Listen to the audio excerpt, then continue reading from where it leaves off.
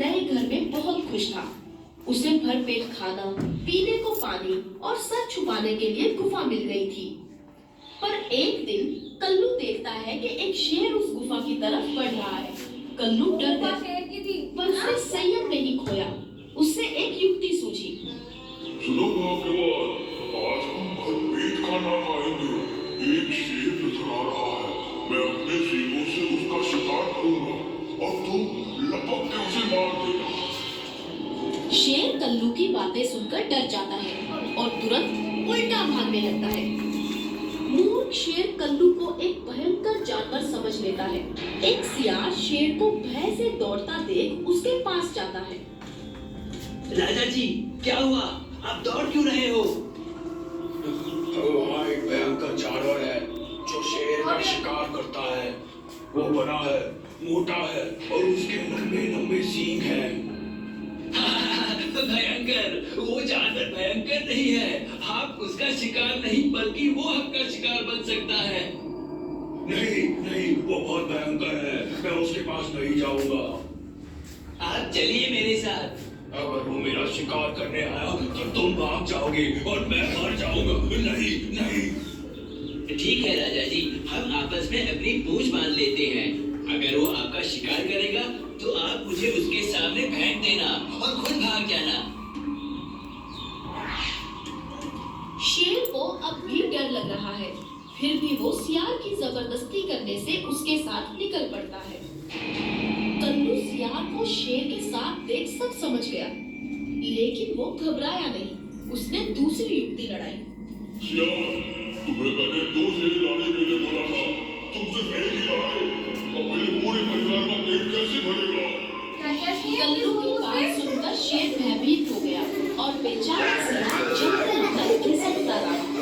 कल्लू की समझदारी से उसकी जान बच गई। इसलिए तो कहते हैं, मुश्किल वक्त में समझदारी से काम लेना चाहिए।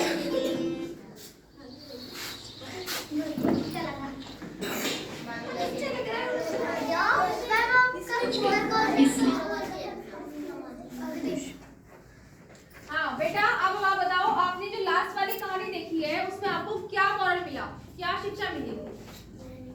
कभी लाले नहीं, सबसे लास्ट वाली। कभी डरना अपनी सूझबूझ से हाँ काम करना चाहिए, यानी कि बुद्धि से क्या करना चाहिए? हाँ, यानी कि डर की वजह से सब कुछ छोड़ दो और भाग जाओ, है ना? वो बैल भी मर जाता ना, अगर शेर खा जाता उसको, अगर वो अपनी बुद्धि नहीं लगाता तो वो बच्चा हाँ। और फर्स्ट वाली कहानी कौन सी थी हमारी? लालच नहीं करना चाहिए, लालच बुरी बला होती है। समझ में आई कहानी? Very good.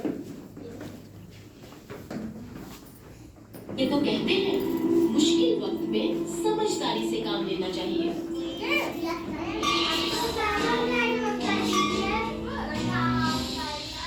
राजस्थान में एक खुशहाल रायपुर, यहाँ सभी लोग मेहनत मजदूरी करके अपना जीवन व्यतीत करते हैं, सिवाय एक आलसी किसान के।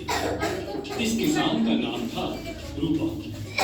रूपा की पुश्तैनी जमीन बहुत बड़ी और उपजाऊ थी, पर वहाँ कुछ नहीं उपजता क्योंकि रूपा कुछ होता ही नहीं। वो रोज घर से खेत के लिए जरूर निकलता और खेत जाके सो जाता। रूपा के घर की स्थिति दिन प्रतिदिन बिगड़ती जा रही थी। रूपा की पत्नी लीला को घर संभालना मुश्किल नजर आ रहा था कि घर का सारा धन समाप्त होने की कगार पे था। एक दिन लीला ने निश्चय कर लिया कि अब वो खुद रूपा के साथ खेत जाएगी। अगले दिन सुबह सुबह रूपा